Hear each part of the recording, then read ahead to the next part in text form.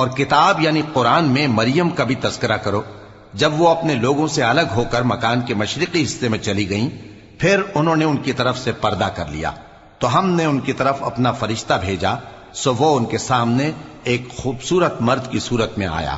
مریم بولی کہ اگر تم پرہیزگار ہو تو میں تم سے بچنے کے لیے رحمان کی پناہ لیتی ہوں۔ فرشتے نے کہا کہ میں تو تمہارے پروردگار کا بھیجا ہوا یعنی فرشتہ ہوں، اور اس لیے آیا ہوں کہ تمہیں پاکیزہ لڑکا بخشوں۔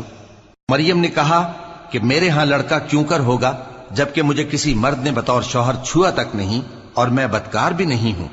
فرشتے نے کہا کہ یوں ہی ہوگا، تمہارے پروردگار نے فرمایا کہ یہ مجھے آسان ہے، اور میں اسے اسی طریق پر پیدا کروں گا تاکہ اس کو ہم لوگوں کے لیے اپنی طرف سے نشانی اور ذریعہ رحمت بنائیں، اور یہ کام مقرر ہو چکا ہے۔